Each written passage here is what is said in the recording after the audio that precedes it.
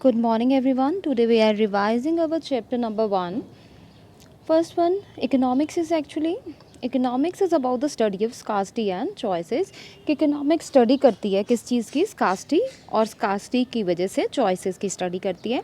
Economic finds way of reconciling unlimited wants with limited resources. कि economics हमें बताती है कि हम अपनी unlimited wants को अपनी limited purchasing power, limited resources से कैसे fulfill करें. And economics explain the problem of living in community in terms of cost and consumer benefits. और क्या एक्सप्लेन करती है and it is also underlying resource cost and consumer benefits कि consumer को कैसे बेनिफिट होगा और किसी चीज़ की प्रोडक्ट क्या की कॉस्ट क्या हमें पड़ती है. And economics is about the coordination of activities which results from specialization कि ये कैसे हमें स्पेशलाइजेशन जो हमें बेनिफिट हो रहा है उसको कोऑर्डिनेट कैसे करना है. Now next one is definition of economics. Definition में क्या लिखा है, economics is a study of human behaviour कि हम इसमें ह्यूमन बिहेवियर की स्टडी करते हैं. Where there is a relationship between ends and scarce means कि जहाँ पे रिलेशनशिप होता है किस में, एंड्स और स्क्वायर मीन्स में. And that the square means have alternative uses. और जो हमारे पास स्क्वायर मीन्स हैं उनके यूजेस कैसे हैं, उनके alternative, in that means more than one कि they can be put to several uses, उनके बहुत से यूजेस हैं. नाउ सैमुअल्सन की डेफिनेशन में क्या बोला है कि economics is the most comprehensive, relevant and the acceptable. The it includes both the aspect of economics, distribution of financial resources and economic development. Economics में हम फाइनेंशियल रिसोर्सेज को डिस्ट्रीब्यूट भी करते हैं, इकोनॉमी को डेवलप भी करते हैं, right. Now economics has two branches, micro economics and macro economics. Economics की दो ब्रांचेज हैं हमारे पास, माइक्रो और macro. So see economics is most how society manage the activities resources efficiently कि सोसाइटी अपने रिसोर्सेज को एफिशिएंटली कैसे यूज़ करती है. दो पार्ट्स में डिवाइड किया, मैक्रो माइक्रो में. फिर माइक्रो जो है it focus on individual part of the economy. ये इकॉनमी के इंडिविजुअल ओनली सिंगल पार्ट पे फोकस करती है. How household and firms make decisions and how they interact in specialized market कि वो स्पेशलाइज्ड मार्केट में कैसे इंटरेक्ट करते हैं.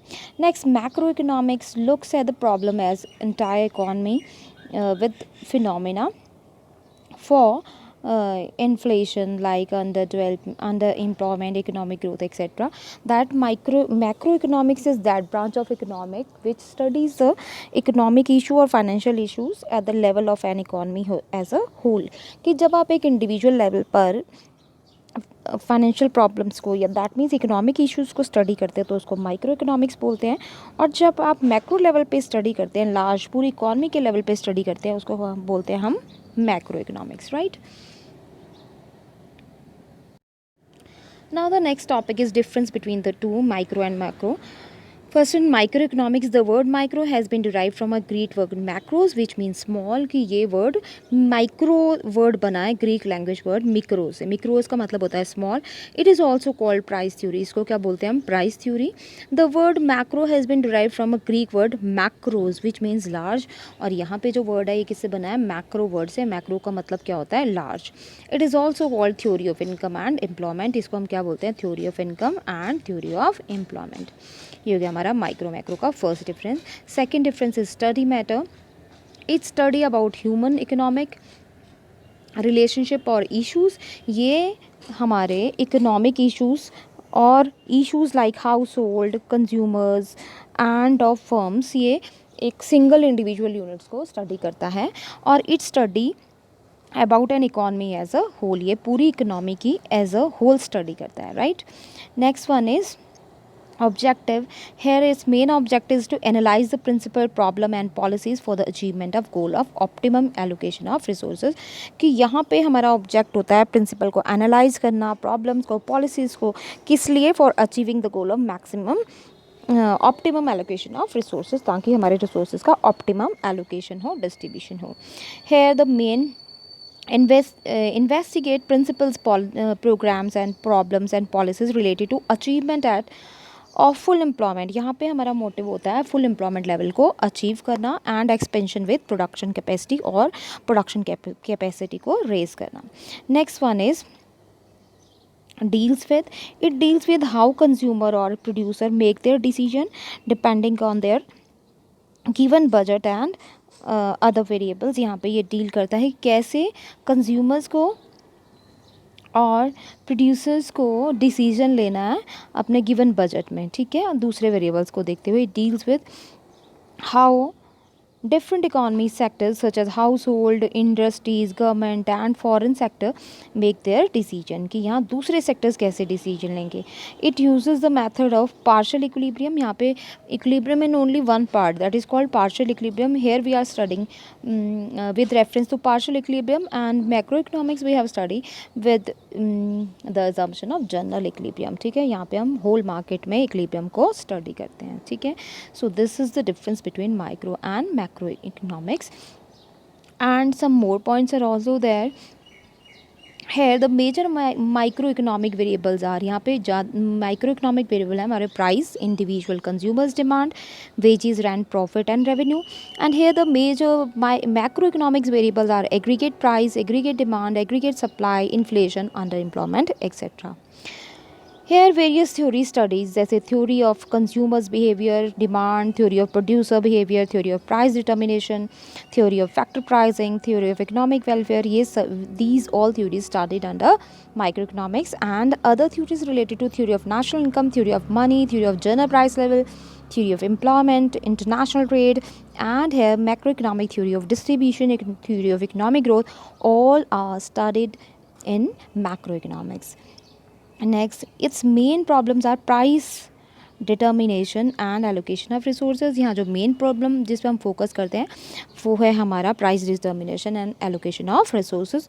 And here the main problem is determination of level of income and employment, कि economy में हमें income और एम्प्लॉयमेंट लेवल को डिटरमाइन करना.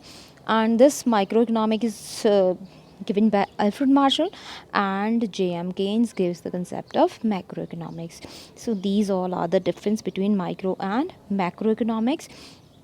Now we know that both micro and macroeconomics are complementary and should be utilized for proper understanding of economy के proper understanding के लिए आपको दोनों ही टाइप की इकॉनमी को स्टडी करना ज़रूरी होता है.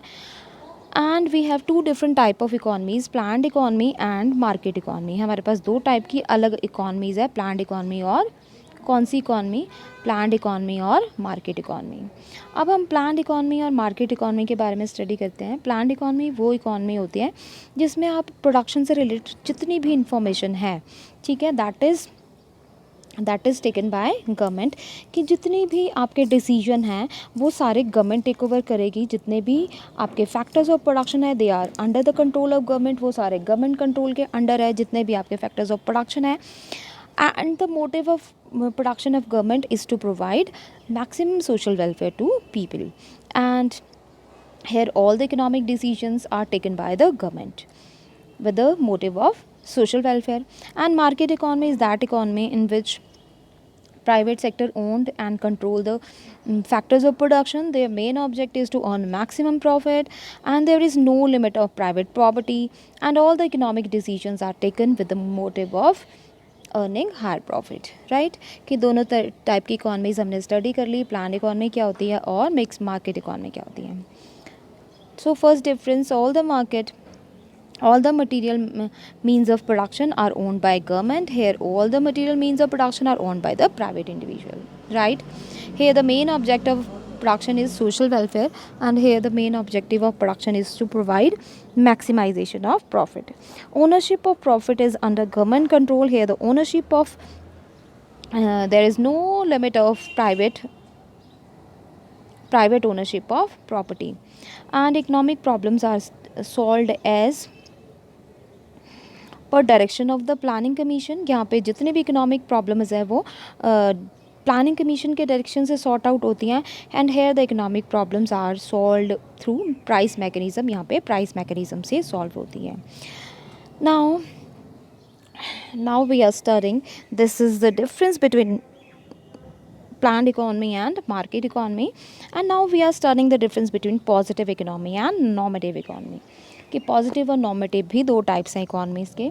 पॉजिटिव इकॉनमी वो इकॉनमीज़ हैं जो स्टडी करती हैं हमारी पास्ट, प्रेजेंट और फ्यूचर से रिलेटेड प्रॉब्लम्स को. लाइक जैसे क्या था, क्या है और क्या होगा. Like these are called, these problem are studied under positive economics. But normative economics are suggestive in nature. It gives us a suggestion that what ought to be, क्या होना चाहिए. So number one difference is deals with what is what was, okay, and it deals with what ought to be. Next difference, it is based on cause and effect of fact, and it is based on ethics. It is can be verified. The positive economics can be verified through the data, but here we cannot verify the normative economics. In this economics, value judgment are not given, but in normative economics we have value judgment. It gives us value judgment. So thank you.